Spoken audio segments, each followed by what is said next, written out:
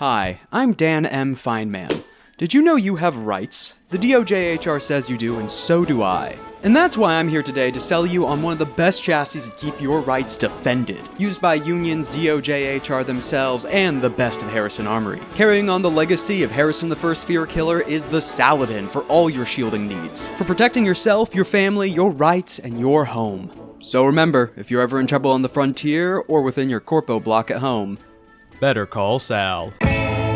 Hi, hello, and welcome back to Lancer, our favorite mech tabletop RPG, and today we're talking about the Saladin. Our next license, the mech in shining armor, or shimmering shield, could be both. But even more than the Gorgon, this is the bodyguard mech. Like with the Gordon, someone had pointed out, it's more like a guard dog, going to attack someone that attacks you or threatens you. The Saladin is the bodyguard. It is to act as cover physically itself, and then also make cover. It has so many different shield systems. It's the equivalent of the Armory going, okay, let's make a tank, and then just strap as many defensive prototypes we have on it. But yes, our next Harrison Armory license.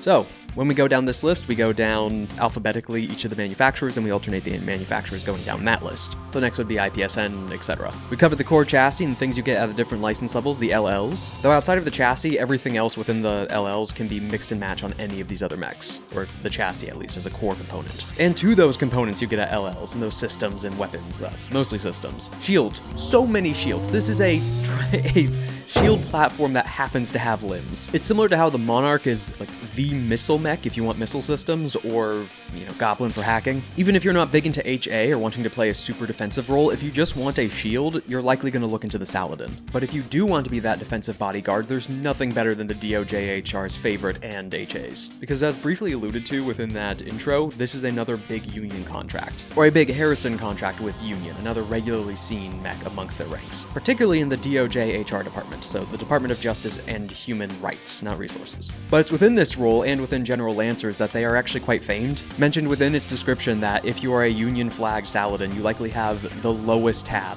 in the galaxy. Everyone you're defending paying you for it. Both the people that are other Lancers with you, the general soldiers, and just civies or places you're trying to defend, it is the defender. And even in HA's case, even if they don't have the lowest tab, they're still the defender amongst their ranks. It's still the savior. Saladin the Paladin. Big Sal. So even though on the Omninet it has this view of, the savior, the protector, its form is even seen as just securing almost. It is acting as physical cover for you. It's a big chunky frame. It still has the other angle of it that is a primary and famed frame within the Harrison Armory space itself. As denoted with the HA video, because of Harrison the First Fear Killer, the earliest models of the Saladin proved themselves in the First Interest War, with Harrison piloting one. But that's what it does. It kills fear. It's the fear killer. It still has some offensive measures, but it is protective.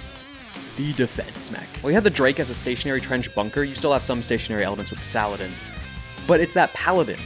It's the shield. It's not another warfare position. It's the going out in front, protecting everyone, both from your projectors and just you acting as physical cover, taking the hit. Another way to look at it, it's Reinhardt if you just had even more shield systems. It's a walking shield generator that can happen to have weapons. But speaking of that walking shield generator, its stats, as compared to the starting frame of the Everest, even though there's some other GMS ones you can start with. Not that bad. The negatives are, helps to fill the role of the tank. So you have a higher heat, namely because of some of the systems you're going to be using, but also just taking it. Higher HP, a little bit of armor, especially if you're acting as physical cover, that's going to be nice. A slightly lower repair capacity, even though it's bulky, it still has delicate systems on board, all that shield stuff. Lower evasion because of that bulk, and lower speed because of that bulk. It is a tank. Not directly as much as a lot of the other tanks we've covered, or like tankier chassis, namely because of its additional systems are also providing it cover, not just you. Or not just its allies. It can take a hit when things get through its shield. It also will just have a shield in front of it. Moving on to the other details of its chassis, it is a size 2. Big bulk and hulk. Not necessarily massive, at least when compared to the Barbarossa within the same manufacturer, but it can stand like shoulder to shoulder with the Gorgon or the Baylor. Definitely in the rank of big. And then for its mounts, it only has one, which is a flex mount. So you can either have one main weapon or two auxiliary weapons. This is again because of its higher system points also reflecting this. It is its systems. It is the shield system. And also just the brick wall that it is walking around. Primary goal is those systems in defense. Offense is not its main suite. Both for the chassis and the whole license. But now onto the traits of that chassis. Reinforced frame. You are immune to shredded. But you only have one armor, but it's still nice to be able to keep up those defenses anyway. And if you invest further into armor, it's just nice to have that immunity. Next up is Guardian. Adjacent allied characters, treat you as hard cover. That is nice, especially because you have all your other shielding systems and defensive systems. You can really stack up that difficulty. Next is already one of those shield components with Warp Shield. Because it's a trait, there's sadly no descriptor on like what it is, but mechanically it's nice. Once per round, you can give 1 difficulty to any attack that's targeting either you or one of your allies within sensor range. That 10 sensor range is quite nice, and it's as a reaction before the attack is actually rolled. So you see a projectile coming in and you warp space in front of the target.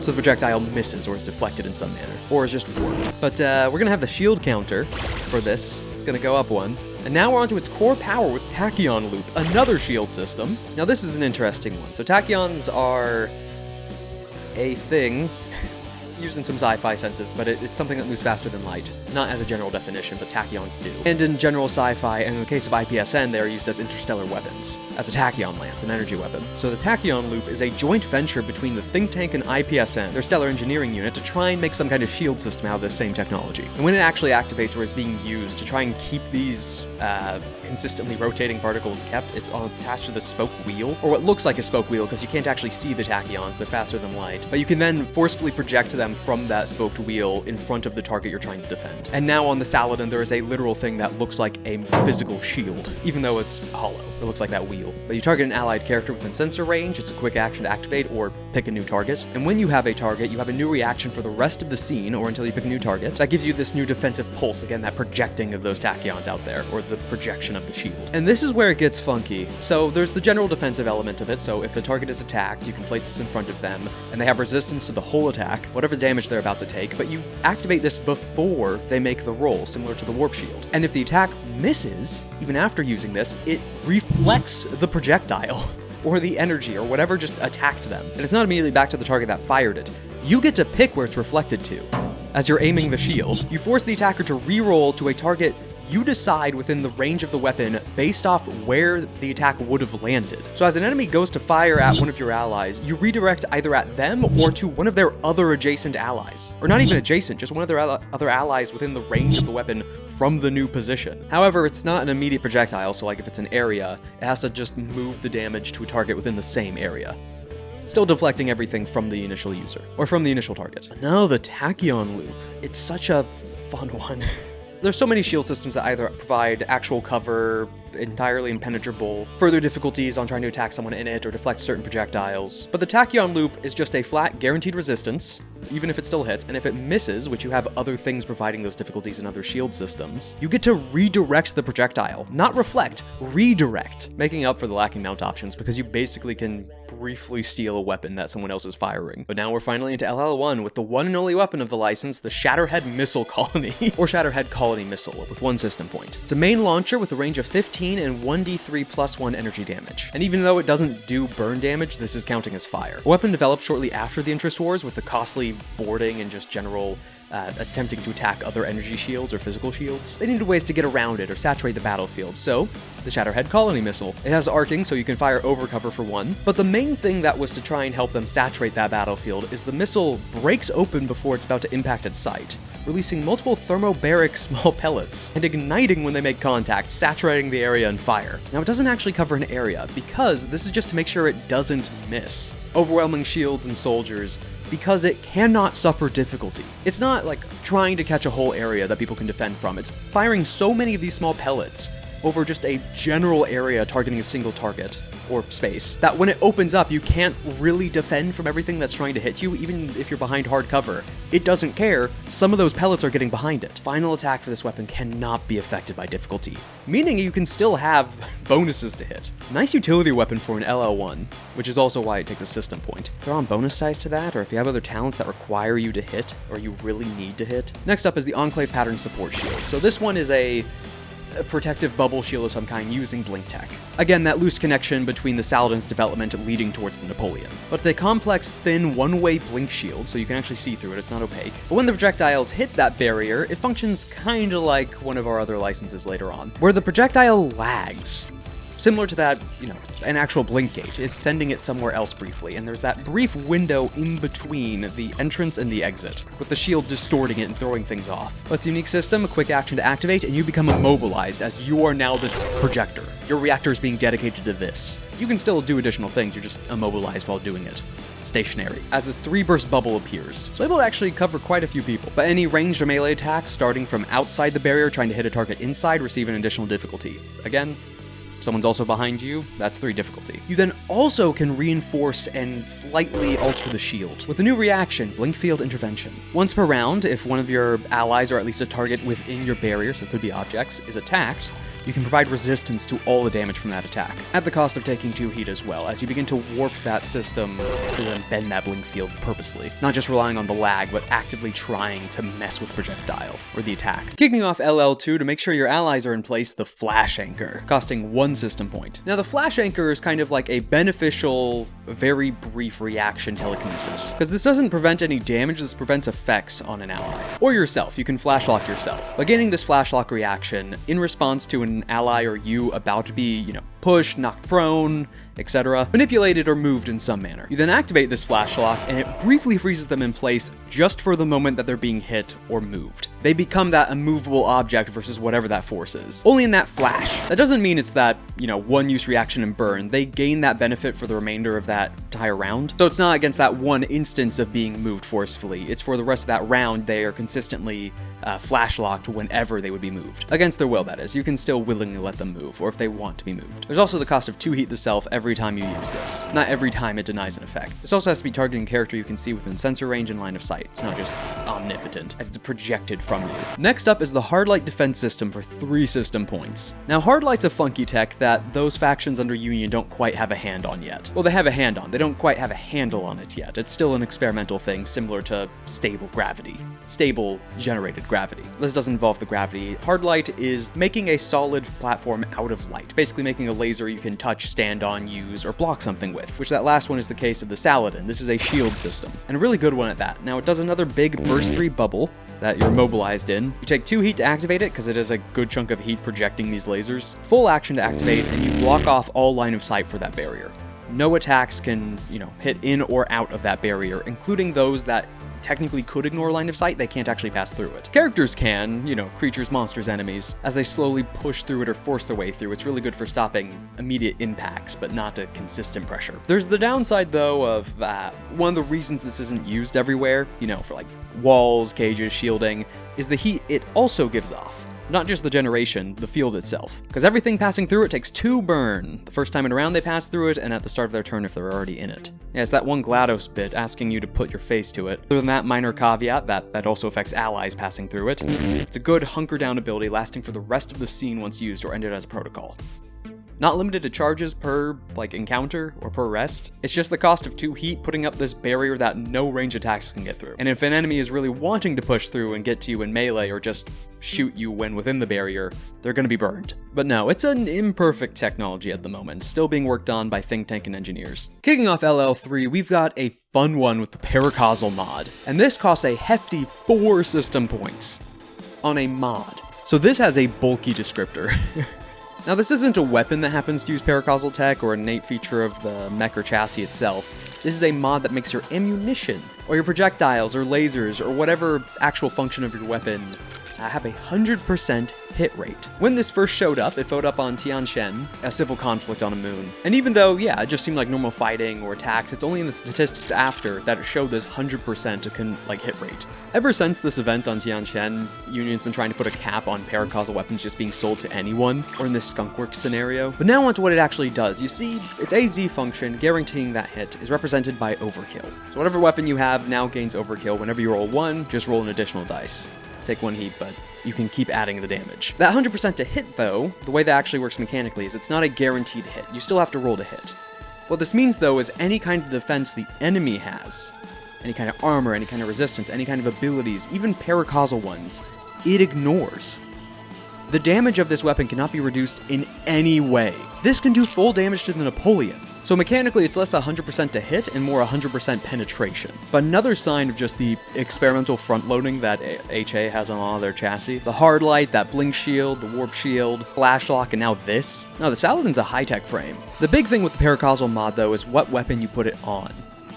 Sure, you put it on some kind of a pistol equivalent, it's not going to be doing that much. You put this on the heaviest firepower you have to make sure an enemy cannot ignore it. And lastly, for the Saladin, we have the Noah class NHP, sitting at 3 system point cost. Good old Noah. So it was originally developed from a Minerva pre-Eidolon anomaly, and the original non-military renditions of Noah was just used for city management, particularly traffic and the flow of systems. You know, it could be pipes, could be power, namely it was just used for traffic and infrastructure and movement of people. However, Noah's fate would change when one of its clones ended up showing a particular anomaly. It wasn't just managing or overlooking the flow of all these things, it was preemptively changing these things in case of dangers or events. It was preparing, trying to avoid, trying to save. Now, this was just saving, guiding pedestrian traffic where there might be a crash or a pipe that could explode, but the fact it was taking all these things into account and actually able to calculate these on a large scale, calculate and have a complex geospatial awareness even while being installed in just a larger system like a city and not having its own little chassis, this is when it was swept up by armory scientists to be developed into the Noah class NHP we know today, taking that geospatial awareness and that crisis management and attaching shield systems to it, because yep, even with the NHP we're not done with shields. As with the NHP engineers in the think tank coming up with the Diluvian Arc, a drone-mounted cluster shield system, so as the NHP casket is on your chassis itself, it has multiple smaller drones hovering around you, each with an individual small shield projector, so they're able to move and handle any danger that potentially is coming in. Not just that, their geospatial awareness is so great they can reflect the projectiles. Just like that earlier clone was directing traffic to avoid something, it can now redirect projectiles at the enemy. So first, as a quick action to activate, and to just get ahead of it, invisibility doesn't stack with this defense. But as you activate it, this fleet of drones led by Noah begin to just take off from you, slowing you down as you act as the host for this platform, all staying in a really tight net as compared to the Hydra where they would spread out. And if you or any of your adjacent allies are targeted by a ranged attack, you roll before the enemy rolls a d6. And on a 4+, it just misses. Guaranteed. Though you do take 1 heat for activating this reaction in the first place, and then 1 heat for every projectile that's deflected. However, the kicker is this. Each time an attack misses you, so even if you failed on that dice roll, they rolled and they still missed, or you succeeded on deflecting it in the first place, guaranteeing a miss, the enemy takes 4 kinetic damage. It's less the defense, which is still fantastic. It's a basically 50-50 on a d6 to ignore damage, but it's the consistent delivering of all these reflected projectiles or structures. Shrapnel heading back towards the enemy, just peppering the whole battlefield with 4 kinetic every time they try to hit you. But jumping back to the NHP themselves for a moment, there isn't too much of an actual description for Noah. Since it was a utility one ahead of time, it's one of the more stable factory ones. But it's still that crisis management, that worry, wanting to make sure everything is handled, prepped, and defended, protected. Just like the Saladin itself, that chassis, that knight with shimmering shield instead of shining armor. And when it comes to Harrison Armories, that fear killer. Even now on the battlefield, whether it's under the DOJHR with Union, or it's some member of Harrison Armory liberating a planet, the Saladin stands as that defender you can rely on, that comforting large chassis in bulk, here to defend you. It's not necessarily a war machine to cause mass destruction, even though it is possibly capable. Its central design thesis isn't about that. It's about defense. It's about protecting. It's about killing fear. So go on, be that bulwark, be the tank, take the hits, protect your allies, protect the innocent. Go out there into the Orion Arm and be a hero. Thank you for watching the video on Saladin, the Fear Killer. Such a good bit of Harrison Armory propaganda and myth.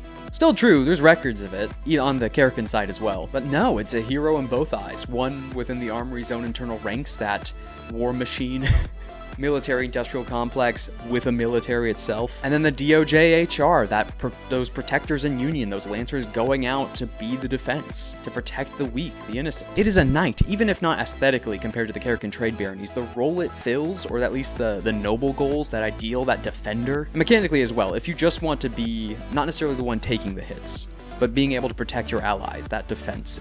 Any kind of shield system, even just a slight dip into Saladin, it's so worth it. But a mech with history being one of the earlier developed chassis as well, the initial version of the Saladin. We don't have a Mark I, like we have with the Genghis, but it was developed just before the Interest War broke out, / during the Interest War. Anywho, thanks again for watching, a thank you to my patrons, and have a nice day.